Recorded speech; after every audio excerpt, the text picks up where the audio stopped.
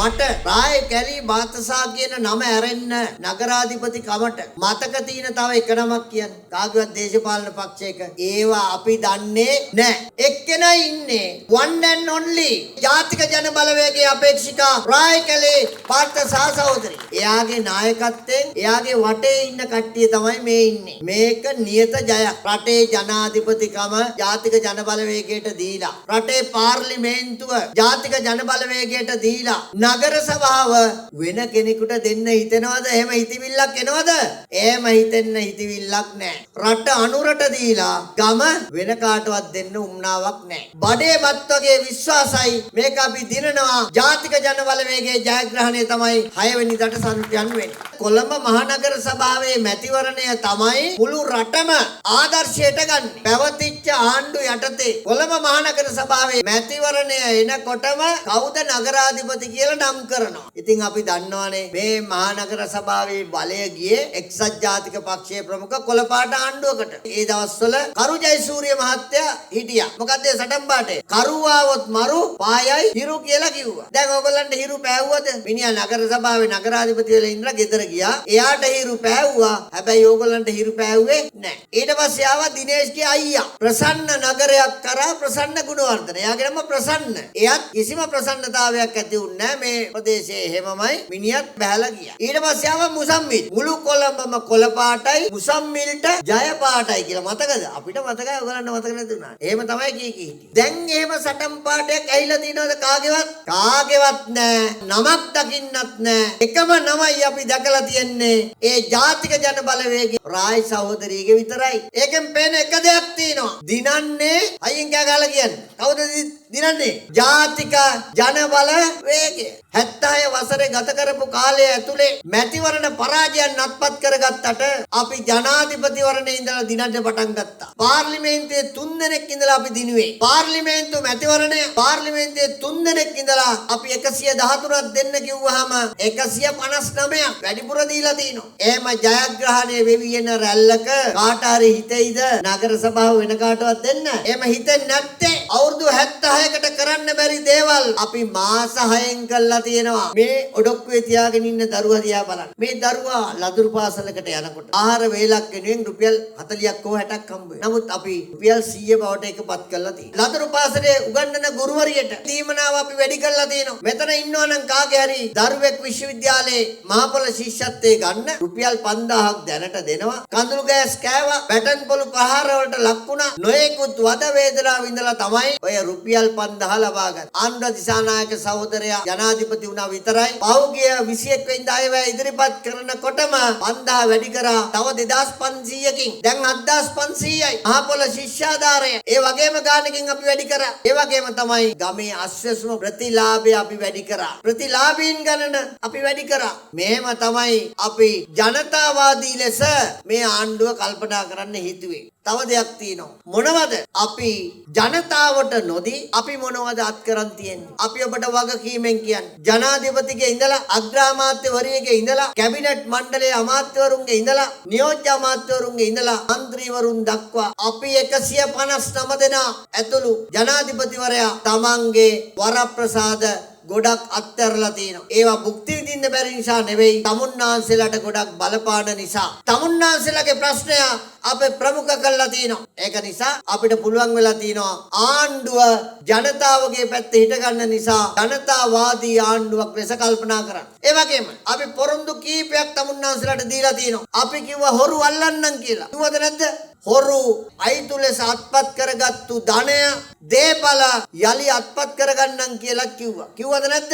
අපි ආරම්භ කළා තියෙනවා මේ වැඩේ කරන්න. පහුගිය අප්‍රේල් 8 වෙනිදා අපි පනතක් සම්මත කරගත්තා. කිසියම් කෙනෙක් මේ රටේ අයිතු ලෙස ධනයක් උපයගෙන තියනවා නම්, මහජන දේපල ගසා කාලා තියනවා නම්, මහජන දේපල අයිතු පරිහරණය කරලා තියනවා නම් ඒ අයගේ දේපල රජයට අත්පත් කර ගැනීමේ පනත. ඒකේ තියෙන විශේෂත්වය තමයි බලයලත් පොලිස් නිලධාරියෙකුට පුළුවන් එයාට සාධාරණව සැක හිතෙනවා නම් අයිතු ලෙස අත්පත් කරගත් ධනය දින 7ක් කාලයක් සඳහා තහනම් කරන්න. ඊට පස්සේ මහාධිකරණයට ඉදිරිපත් කරන්න ඕන. මහාධිකරණය ඒක කල්පනා කරොත් ඇත්ත තමයි ඒක දිගට පවත්වාගෙන යන්න ඕන කියලා තහනම් පවත්වාගෙන යනවා. ඒක තමයි මේ පනතේ ස්වභාවය. තමුන්නාන්සලා අපිට ඡන්ද දීලා බලාපොරොත්තු වෙන්නේ එහෙම තත්ත්වයක් නෙවෙයිද? හැබැයි වෙන ආණ්ඩු ඒව කරන්න උත්සාහ ගත්තේ නැහැ. පෙට්ටගමේ තියාගෙන හිටියා මේ නීති හදලා මාස 6 ආණ්ඩුවෙන් තමයි ඒක එළියට ඇදලා අරගෙන ඒක පාර්ලිමේන්තුවේ සම්මත කරගත්තේ. දැන් ඒක රටේ නීතියක්. දැන් රටේ හොරු කලබල වෙලා මේ රට පාලනය කරපු රජපෞල් වල උදවිය දැන් ටිකක් කලබලයට ලක් වෙලා නේද? පිල්ලයන් අත්අඩංගුවට ගත්තාම ගම්මන් පිල්ලයන් කලබල වෙලා.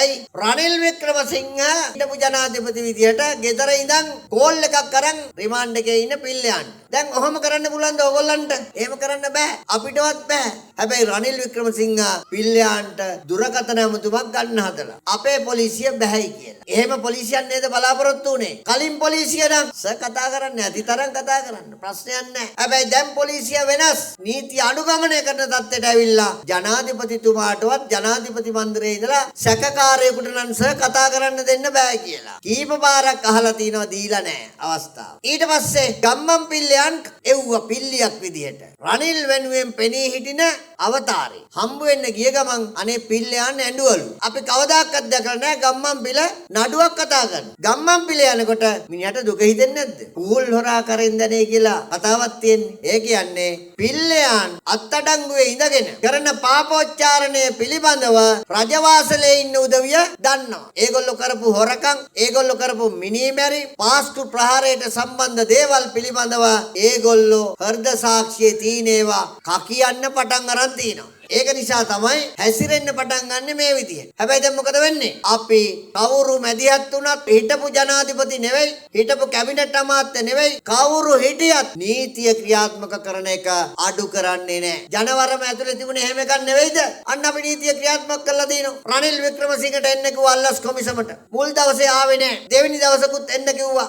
ආවේ නැහැ. පළවෙනි දවසේ කිව්වා අවුරුදුයි කියලා. දෙවෙනි දවසේ කිව්වා නීතිඥෙක් නැහැ කියලා. ඊයේ යසාගේට එන්න උනා. මතක තියාගන්න මේ ආණ්ඩුව යටතේ ඕනම තරාතිරක්මක කෙනෙක් නීතියට යටත් වෙන්න ඕන. අන්න ඒක තමයි ඊයේ සිද්ධ වුණේ. රනිල් වික්‍රමසිංහටත් අල්ලස් කොමිසමට යන්න වුණා. තමුන්නාන්සේලා බලාපොරොත්තු වුණේ කාටත් සමාන නීතියක් ක්‍රියාත්මක කරන රටක්. දැන් අපෙන් අහනවනේ කෝ අල්ලපු හොරු කියලා. දැන් අපි කියනවා එහෙම කියන මහත්තුරුන්ට අපි මාස 6යි ගිහිල්ලා තියෙන්නේ. හොරු අල්ලන දේපල ගන්න පනත ගෙනල්ලා තිනවා. දැන් හොරු ටික අල්ලාගෙන යනවා. හිටපු කැබිනට් මණ්ඩලයේ 3 දෙනෙක් දැන් කොහෙද?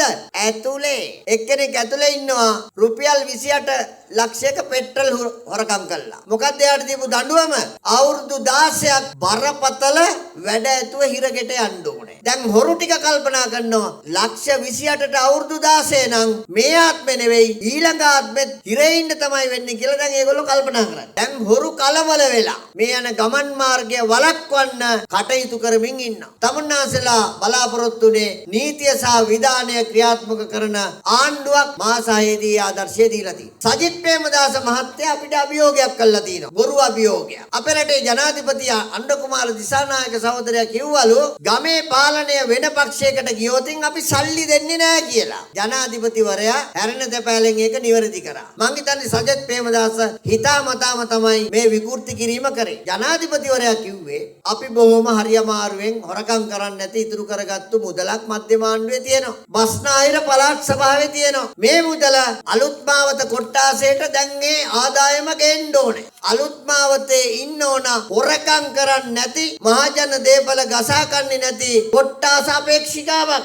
ඒ හොරකම් කරන්නේ නැති මුදල ඉතුරු කරගෙන අලුත්මාවතට එනකොට අලුත්මාවතේ හොරෙක් හිටියොත් ඉවරයි. ඉතුරු කරගත්තු ධනය සම්පූර්ණයෙන් ඉවර වෙනවා. අපි අලුත්මාවතට ගේනවා හොරකම් කරන්නේ නැති අපේක්ෂිකාවක්. ඒ සාතිකය දෙන්න පුළුවන් නිසා තමයි අපි අයව මේ විදියට පත් කරන්ති. සජිත් ප්‍රේමදාසට අපි කියනවා වචන වරද්දගෙන තේරුම් ගන්න එපා. එයා කියනවා ඊට පස්සේ එහෙම මහා ආණ්ඩුවෙන් සල්ලි දුන්නේ නැත්තම් එයා සල්ලි දෙනවලු. එහෙමනම් අපිට පොඩි සැකයක් ඇති වෙනවා. එයාගේ නංගිත් එක්ක එකතු වෙලා ලොකු බිස්නස් එකක් කරන්නේ ඒ කාලේ. රුපියල් 5000 අච්චු ගැසීමේ බිස්නස් එක.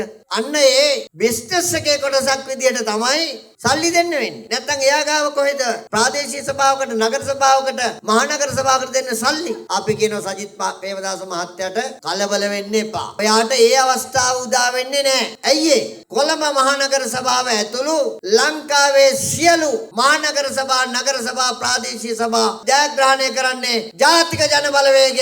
ඒකින්ද සජිත් ප්‍රේමදාස මහත්තයාට එහෙම අවස්ථාවක් උදා වෙන්නේ නැහැ. කලබල වෙන්න එපා. ඔබතුමා ඔය විපක්ෂ නායක විදියටම ඔහොමම ඉන්න. කලබල වුණොත් වෙන වෙන පැටලිලි ඇති වෙන්න පුළුවන්. තව දෙයක් කියන්න ඕන. අපේ රටේ ජනාධිපතිවරයා මීට දවස් දෙකකට කලින් කිලිනොච්චි හිටියේ. විමල් රත්නායක අමාත්‍යවරයා යාපනයේ හිටියේ. නලින්ද ජයතිස්ස අමාත්‍යවරයා ත්‍රිකුණාමලයේ හිටියේ. උතුරු නැගෙනහිර ප්‍රදේශවල අපේ අමාත්‍යවරු වැඩියෙන් සහභාගී වෙලා ජනයත් එක්ක බද්ධ වෙමින් යනවා. ඊයේ වෙනකොට සහතිකයක් ඇවිල්ලා තියෙනවා. සමස්ත උතුරු නැගෙනහිර දෙපළාතේ මහනගර සභා, නගර සභා, ප්‍රාදේශීය සභා සියල්ලම ජාතික ජන බලවේගය ජයග්‍රහණය කරනවා. ඒකත් එක්ක කොළඹ මහනගර සභාවේ සිංහල ද්‍රවිඩ මුස්ලිම් බර්ග මැලේ කාගේ සම්මිශ්‍රණයක් තියෙන නගර සභාවක්. මේ වේදිකාවේ ආදර්ශය බලන්න අපි කවුරුත් එකට සහෝදරාත්මකව ඉන්න වේදිකාවක්. මේම වේදිකාවක් නිර්මාණය කරන්න සජිත් ප්‍රේමදාසට පුළුවන්ද? රනිල් වික්‍රමසිංහට පුළුවන්ද? එහෙම බැරි නම් බලාගනිල්ලා ජාතික ජන බලවේගයේ වේදිකාව. මේක තමයි ජාතික සමගියේ සහෝදරත්වය, ජාතික ජන බලවේගයේ වේදිකාව. මීට වඩා මොනවද? මේගොල්ලන්ට බලය දෙන්න. කිසි දෙයකට බය වෙන්න එපා. ජාතික ජන බලවේගයේ නායකත්වය මේ සහෝදර සහෝදරියන් තෝරගෙන තියන්නේ අපේ ගමන් මගට සුදුසු නිසා. අපි පොරොන්දුවක් දීලා තිනවා. අපි ඇති කරන පාලනය ජන සහභාගීත්ව පාලනයක් කියලා. ගමට ගේන්න ඕන, අලුත් මාවතට ගේන්න ඕන. නගර සභාවේ බූදලේට මොකද්ද කිව්වේ? අන්ධයාගේ බූදලේ කියලා. අහුවෙන එක්කෙනා කඩාගෙන යනවා. ඒ ඉතිහාසය අපි 6 වෙනිදාන් නතර කරනවා. 6 වෙනිදාට පස්සේ අලුත් මාවතට කිසියම් පාරක් හැදීමේ කාර්යය වෙනුවෙන් ලක්ෂ 50ක යෝජනාවක් සම්මත කරගන්න. මීට කලින් අලුත් මාවතේ විවිධ මාවත් හදලා ඇති. සංවර්ධන ව්‍යාපෘති ඇවිල්ලා ඇති. හැබැයි ජනතාව දන්නේ නැහැ. හැබැයි දෙන්නෙක් ඒක දන්නවා. කවුද? මේ ප්‍රදේශයේ മന്ത്രി දන්නවා, කොන්ත්‍රාත්තුකරු දන්නවා. ලක්ෂ 50න් 30ක් ඒගොල්ලෝ බෙදා ගන්නවා. පාරට තාර ටික දානවා. නැත්තම් බෝක්කු හදනවා ලක්ෂ 20කින්. ලක්ෂ 30ක් ඒගොල්ලන්ගේ සාක්කුවේ. ඒක නෙවෙයිද උනේ? ඒක තමයි උනේ. අපි ඒ ගමන් මග නතර කරනවා. කොට්ටාස සභාවක් අපි නිර්මාණය කළා තියෙනවා. දැන් අත උස්සන්න බලන්න කොට්ටාස සභාවේ සභාපති මේ ඉන්නේ ලොක්කා ඉස්සරහින්ම. සභාපති ඉස්සරහා ඉන්නවා. മന്ത്രിවරිය මෙතන ඉන්නවා. ලක්ෂ 50ක් ඇවිල්ලා තියෙනවා. ලක්ෂ 50 ඇවිල්ලා තියෙන්නේ පාරකට තාර දාන්න කියලා කියමු. නැත්තම් බෝක්කුවක් හදන්න කියලා කියමු. මේ කොට්ටාස සභාවේ සභාපති සහෝදරයා ඔක්කොම අරගෙන යනවා පාර හදන තැනට. ගිහිල්ලා බලනවා හොඳ වැලි ගෙනත් දාලාද? හොඳ ගල් ටික දාලාද? ප්‍රමිතියෙන් යුක්ත බඩු මුට්ටු ටික තේනවද කියලා. දැන් ඒගොල්ලෝ ගිහිල්ලා බලනවා. කලින් බැලුවේ නෑ. ඒක නිසානේ පාර නිකන් වැලි තලප කැපුවා වගේ ඉන්නේ. පාල බඩු දාලා. දැන් කොට්ටාස සභාවෙන් ගිහිල්ලා බලනවා මෙතන දාලා තියෙන බඩු මුට්ටු වල ප්‍රමිතිය. අන්න ජන සහභාගීත්ව පාලනය කියන්නේ ඒකට.